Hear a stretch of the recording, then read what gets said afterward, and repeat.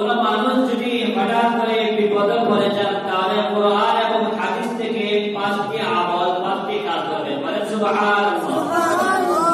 কয়টি কাজ? পাঁচটি কাজ। প্রথম কাজ হচ্ছে আপনি ওযু করে, উত্তমভাবে ওযু করে 2 রাকাত নামাজ পড়ে আল্লাহ তাআলার সাহায্য চাইবেন। বলেন সুবহানাল্লাহ। আল্লাহ তাআলা নিজেই বলছেন, ইয়া আইয়ুহাল্লাযীনা আমানু ইসতাঈনু বিস-সাবরি ওয়াস-সালাহ। হে ঈমানদারগণ, হে মুমিন মুসলমানগণ, তোমাদের যখন সাহায্য প্রয়োজন হয়, বিপদের মধ্যে, মুসিবতের মধ্যে, পেরেশানির মধ্যে পড়ে যাও, তখন আমি আল্লাহ তাআলার নিকটে নামাজের মাধ্যমে সাহায্য চাও। বলেন সুবহানাল্লাহ। তাহলে আপনি বিপদে পড়ে গেলে সর্বপ্রথম কি করবেন? ওযু করে 2 রাকাত নামাজ আদায় করে আল্লাহ তাআলার নিকটে সাহায্য চাইবেন। 2 নম্বর আমল, বেশি বেশি করে আল্লাহ তাআলার নিকটে ইস্তিগফার করবেন। বলেন সুবহানাল্লাহ। আল্লাহ তাআলার ওয়াদা, ইস্তিগফারু রাব্বাকুম ইন্নাহু কানা গফফারা, ফাকুলতু ইস্তাগফিরু রাব্বাকুম ইন্নাহু কানা গফফারা, ইউরসিলিস সামাআ আলাইকুম মিদরারা। যখন আমার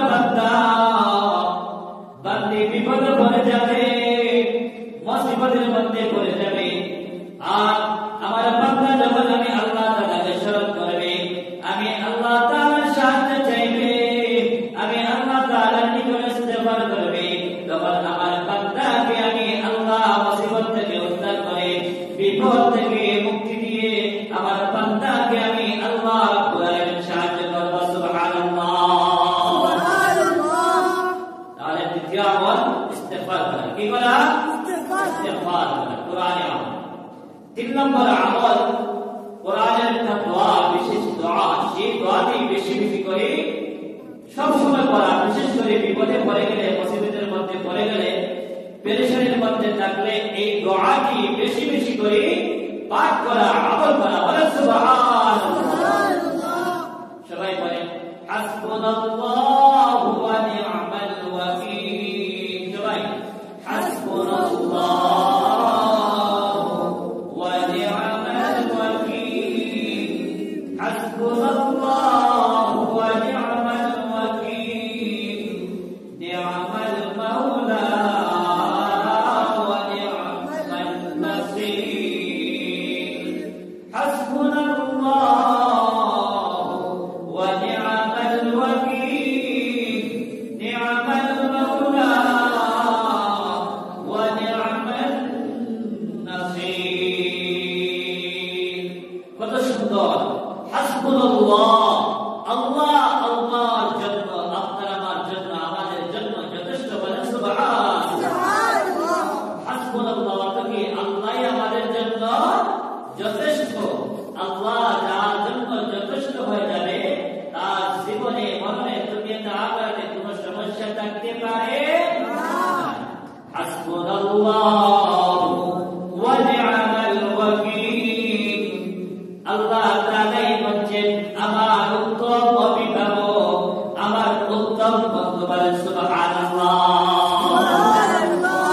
আল্লাহ প্রিয় বান্দা বান্দী যখন বিপদের মধ্যে পড়ে যাবে, পেরেশানির মধ্যে পড়ে যাবে, বিভিন্ন অসুখ বিসুখের মধ্যে লিপ্তরা হয়ে যাবে, যাওয়ার পরে এই আয়াতে কারিমা তিলাওয়াত করবে, হাসবুনাল্লাহু ওয়া নি'মাল ওয়াকিল, হাসবুনাল্লাহু ওয়া নি'মাল ওয়াকিল, নি'মাল মাওলা ওয়া নি'মাল নাসীর। আমার আল্লাহ বলবেন, আমার আল্লাহ বলবেন, আমার বান্দা বলতেছে হাসবুনাল্লাহ, আমি আল্লাহ আমার বান্দার জন্য যথেষ্ট, নি'মাল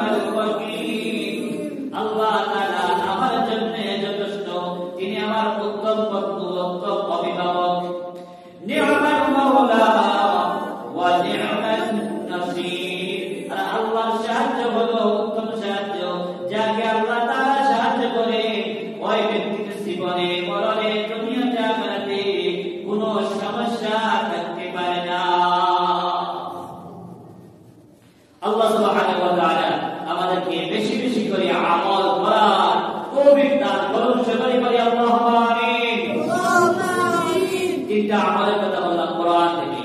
একটি প্রথমে সমস্যা পড়ে গেলে নামাজ পড়া, নামাজ পড়ে আল্লাহ তাআলার সাহায্য চাওয়া। দুই নম্বরে আল্লাহ তাআলা থেকে রুজু হওয়া, বেশি বেশি করে ইস্তেগফার পাঠ করা। তিন নম্বরে হাসবুনাল্লাহু ওয়া নি'মাল ওয়াকিল, নি'মাল মাওলা ওয়া নি'মান নাসির। তিনটা আমল কোরআন থেকে আর দুইটা আমল হচ্ছে হাদিস শরীফ থেকে। চার নম্বর আমল যেটা বেশি বেশি করে লা হাওলা ওয়ালা কুওয়াতা ইল্লা বিল্লাহ। সবাই বলে লা হাওলা ওয়ালা কুওয়াতা ইল্লা বিল্লাহ, লা হাওলা ওয়ালা কুওয়াতা ইল্লা বিল্লাহ। কত সুন্দর অর্থ। আল্লাহ তোমার সাহায্য ছাড়া আমি গুনাহ থেকে বেঁচে থাকতে পারবো না। আল্লাহ সাহায্য ছাড়া গুনাহ থেকে বেঁচে থাকা সম্ভব নেই, সম্ভব না। আল্লাহ তোমার সাহায্য ছাড়া আমি এক আমল ভালো কাজ করতেও পারবো না। যখন এই কথা স্বীকার করবে, বিশ্বাস করবে, মুখ দিয়ে স্বীকার করবে, দিল দিয়ে বিশ্বাস করবে, ওই ব্যক্তিকেও আল্লাহ তাআলা গুনাহ থেকে মুক্ত রেখে ওই ব্যক্তিকেও আল্লাহ তাআলা সব জরুরত পুরা করে দিবেন। সুবহানাল্লাহ। হাসবুনাল্লাহু ওয়া নি'মাল ওয়াকিল, আর লা হাওলা ওয়া লা কুওয়াতা ইল্লা বিল্লাহ এমন পাওয়ারে আমল, যে ব্যক্তি দুনিয়াতে এই আমলগুলো করেছে সে সচক্ষে ফলাফল পেয়েছে। বলে সুবহানাল্লাহ। এজন্য বিপদে পড়ে গেলে হাসবুনাল্লাহু ওয়া নি'মাল ওয়াকিল আর লা হাওলা ওয়া লা কুওয়াতা ইল্লা বিল্লাহ। যে কোনো সমস্যা আপনি পড়েন, এই দোয়াটা সকালে মুখস্থ আছে, লা হাওলা ওয়া লা কুওয়াতা ইল্লা বিল্লাহ। আপনার একটা গরু অসুস্থ, আপনি পড়তে শুরু করে দেন লা হাওলা ওয়া লা কুওয়াতা ইল্লা বিল্লাহ। আপনার ছেলে অসুস্থ, আপনি পড়েন লা হাওলা ওয়া লা কুওয়াতা ইল্লা বিল্লাহ। আপনি অভাবের মধ্যে আছেন, আপনি পড়েন লা হাওলা ওয়া লা কুওয়াতা ইল্লা বিল্লাহ। আপনার মেয়ের বিবাহ হচ্ছে না, আপনি পড়েন লা হাওলা ওয়া লা কুওয়াতা ইল্লা বিল্লাহ। দেখবেন কয়েকদিনের ভিতরে উত্তম পাত্রর প্রস্তাব আপনার মেয়ের জন্য চলে আসবে। বলে সুবহানাল্লাহ। পরীক্ষিত আমল। আমার জীবনে আমি যত মানুষকে আমল দিয়েছি, বলেছি, সকলে আমল করেছেন এবং পরীক্ষিত ফলাফল পেয়েছেন। বলে সুবহানাল্লাহ। লা হাওলা ওয়া লা কুওয়াতা ইল্লা বিল্লাহ, লা হাওলা ওয়া লা কুওয়াতা ইল্লা বিল্লাহ। আল্লাহ রাব্বুল আলামিন আমাদের সবাইকে আমল করার তৌফিক দান করুন। সকলে বলি আল্লাহুম্মা আমিন। আল্লাহুম্মা আমিন। পাঁচ নম্বর যেটা বিপদে পড়ে গেছেন, সামর্থ্য অনুযায়ী, তৌফিক অনুযায়ী, যার যে পরিমাণ তৌফিক আছে, সামর্থ্য আছে, সদকা করবে। কি করবে?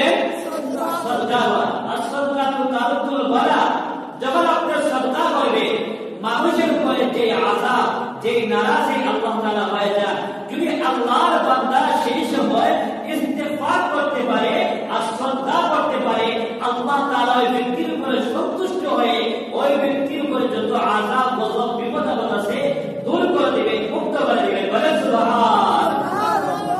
মানুষের তকদীর পরিবর্তন করতে পারে না।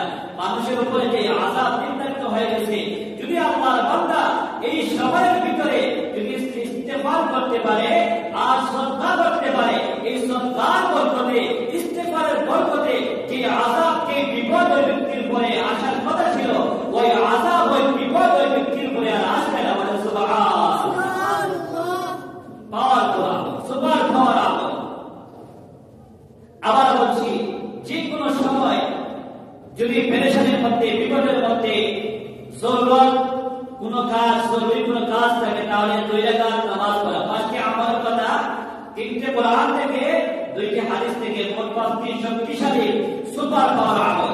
2 রাকাত নামাজ পড়ে আল্লাহ তাআলার নিকটে সাহায্য চাওয়া।